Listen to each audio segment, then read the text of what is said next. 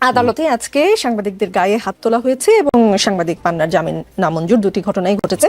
আপনি একজন সিনিয়র সাংবাদিক, আপনি এই ঘটনায় পর্যবেক্ষণ কি আপনার? আদালতে শুধু যে সাংবাদিক উপর হামলা হচ্ছে বা অন্য রাজনীতিবিদদের উপর হামলা হচ্ছে তা তো না। আদালত এখন অনিরাপদ জায়গা হয়ে গেছে।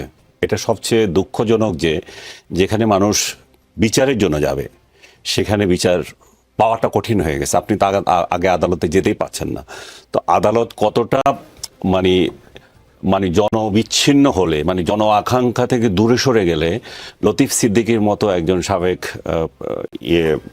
মন্ত্রী এবং মুক্তিযোদ্ধা উনি বলেন যে আমি দেব কেন, আদালত ওকালতনামায় স্বাক্ষর করব কেন?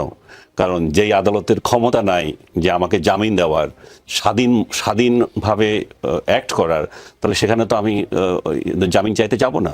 তার মানে অনাস্থা কত পর্যায়ে গিয়েছে। এবং উনি যেটা বলেছেন সেটাতে বিন্দুমাত্র ত্রুটিও ছিল না। কারণ একটা লোক জমায়েত করেছে এক জায়গায় কথা বলার জন্য, তাকে আমন্ত্রণ জানানো হয়েছে, যার সাথে তার কোনো সম্পর্ক নাই। তাকে আমন্ত্রণ জানানো হয়েছে, সম্পর্ক তার আইডিওলজিতে থাকতে পারে, বাট উনি ওই অর্গানাইজেশনের কেউ না। অতিথি হিসাবে দাওয়াত দেওয়া হয়েছে, মাসুদ কামাল ভাইকেও দাওয়াত দেওয়া হয়েছে, আমাকেও দাওয়াত দেওয়া হয়েছে। আমরা যাইনি, আমরা আমাদের বিশ্বাসে যাইনি, কিন্তু উনি গিয়েছেন। যাওয়ার ফলে বা পান্না গিয়েছে, যাওয়ার ফলে কি হলো? যাওয়াটা তো অপরাধ না, যাওয়া অপরাধ না, কথা বলা অপরাধ না। অপরাধ হচ্ছে কি বলেছে, আপনি সেটা নিয়ে ডিটারমাইন করবেন এই লোক এই মুহূর্তে কি বলেছে। কিন্তু আপনি তাদেরকে কথা বলারও আগে ধরে নিয়ে গেছেন নিরাপত্তার নামে। নিরাপত্তার নামে নিয়ে গিয়ে আপনি তাদেরকে সন্ত্রাসী বানিয়ে সন্ত্রাসী আইনে আপনি জেলে দিয়ে দিয়েছেন। তো এখন দেখেন আপনি তাহলে ওই আদালত তাহলে সাংবাদিকদের কি নিরাপত্তা দেবে, বা ওই মুক্তিযোদ্ধার কি নিরাপত্তা দেবে?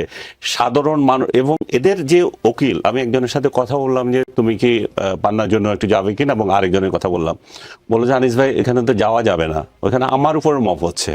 সো মানে রাজনীতিবিদদের উপর হচ্ছে, সাংবাদিকদের উপর হচ্ছে, সিভিল সোসাইটির অন্যদের উপর হচ্ছে, ইভেন উকিলদের উপরে হচ্ছে। বিরোধী দলের উকিল থাকলে তাকেও আক্রমণ করা হচ্ছে।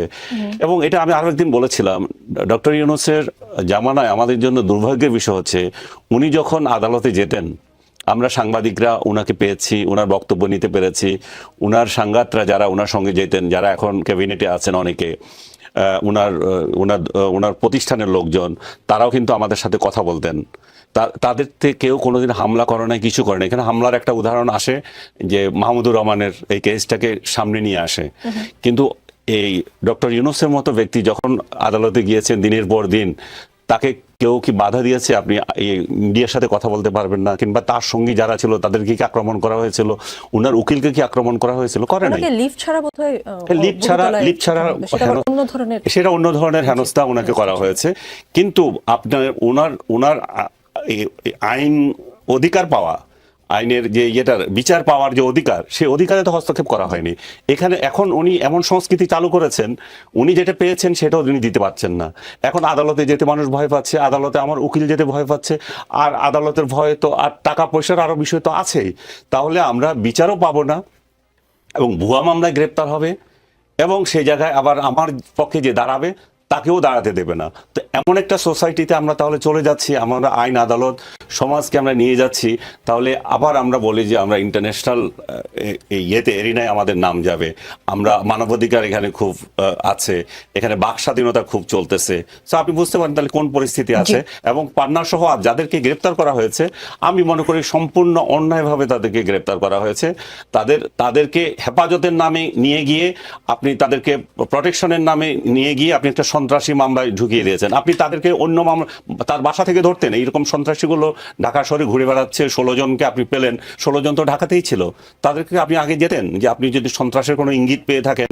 এবং এই যে সমাবেশটা হলো, আপনি দেখেন একটা সাংবাদিক সংগঠনের কার্যালয়ে গিয়ে আপনি এখানে আক্রমণ করছেন, যেখানে পুলিশ ওপেন, এটা ওপেন ফিল্ড, এখানে আপনি যে কেউ যে সমাবেশ করতে পারে। সরকারের বিভিন্ন সংস্থা আছে, তারা দেখতে পারে কি আলোচনা হচ্ছে। তাহলে কারো কোনো তোয়াক্কা না করে আপনি ওখানে মবগিরি করছেন। ওখানে মতামত সন্ত্রাসী গিয়েছে, ওখানে ট্যাগ সন্ত্রাসীরা গিয়ে তার উপর আক্রমণ করছে, এবং একজন মুক্তিযোদ্ধাকে গালে জুতা মারো তালে তালে বলে এখানে দিচ্ছে। তাহলে এখানে তাহলে আর এখানে তো আর বলার কিছু নেই।